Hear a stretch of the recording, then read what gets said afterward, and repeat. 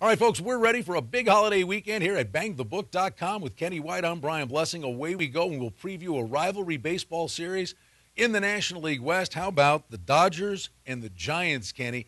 And there's been history between these two over the years. And this year, they've already played 9 times at this early stage of the season.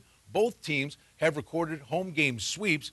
Giants lead the series 5-4. You're right, halfway through. They'll play 18 games this year, Brian, and this is a big rivalry. You're right. Over the last 9 years, the Dodgers hold a 7-game edge, 81-74. But normally, in those 18 games, these two teams are never really more than separated than 1 win apiece. Current form. Talk about guys going in opposite directions.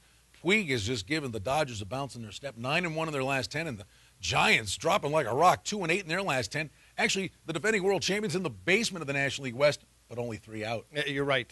Right now, the Giants are slumping in the middle of the summer. However, very well coached, still a very strong offensive club, and their pitching is outstanding.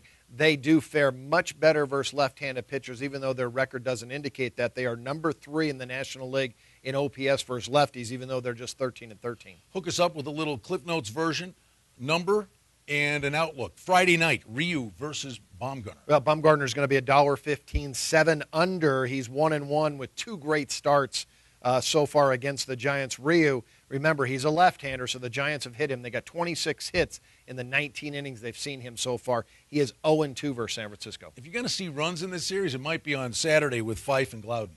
Well, it may be, and that'll be the highest total. I made the game pick and 7.5 over, but Fife was extremely solid his last outing.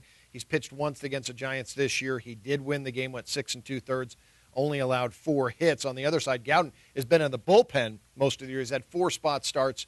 It's been pretty decent in those starts. Kershaw's a beast. Lincecum up and down, but he, unlucky maybe too. His best outing came last time out. He threw a great game, but he ran into Homer Bailey, who threw a no-hitter on the other side. No doubt. He has had to go up against Kershaw the previous outing, now against Kershaw again. So he's been up against some really stiff competition. And Kershaw, if there is a leak in the wall there with him, it's on the road, where his ERA is a full run higher on the road than it is at home. Got a number for me on that game? Yeah, I'm going to make Kershaw $1.25 on the road over Lincecum, 7 under. How about the holiday weekend? Saturday, how about a little NASCAR chat for you? Under the lights at Daytona, it's going to be the Coke Zero 400. Jimmie Johnson, Kyle Busch are co-favorites in this event. Kevin Harvick shows up on the big stage. One bit of news, Denny Hamlin, a car accident last week. Cleared by the doctors. They were fearful of the concussion. He already had the back injury. He's good to go. Will be in the car. I think Harvick's worth a shot at a price. But listen, when you're talking Jimmie Johnson, Matt Kenseth leads in wins this year with 4, but Johnson's so ultra-consistent. Well, Johnson has been one of the best drivers in this sport for a long time. Best crew, best car. And also, don't forget, he won the Daytona 500 right on this track earlier this year. And don't forget, Danica Patrick won the pole for the Daytona 500. So we'll see how it pans out for the boys and girl of NASCAR this weekend in Daytona. Let's go to Sunday Night Baseball. Boston at the Angels. Lackey goes versus Weaver. Kenny, you're saying the Angels about $1.35 in this spot. The total on the game is 8. Lackey bouncing back from Tommy John surgery, and it's been a resurgence for this guy. It really has, because you look at 2011, ERA of over 6, but right now, this past month, John Lackey has been 45 cents better than the average pitcher. Now going against his ex-team, he came up with the Angels, pitched 8 years in the big leagues in Los Angeles. In his 5 starts with Boston against his old team, 4-1, Brian.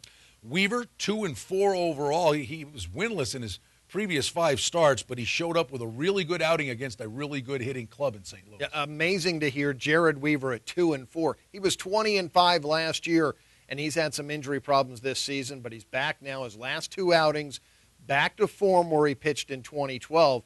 About 75 cents better than the average major league pitcher. Something's got to give here. Current form really good for both these teams heading towards the holiday weekend. Both 7-3 in their last 10. Yeah, something will have to give, other than maybe they could just chop it out. Both teams very good hitting teams. The Red Sox #1 in the American League versus right-handed pitching, and they've been the #1 hitting team over the last 7 games in OPS. 874. They're lighting it up, and the weather's starting to get hot in Los Angeles.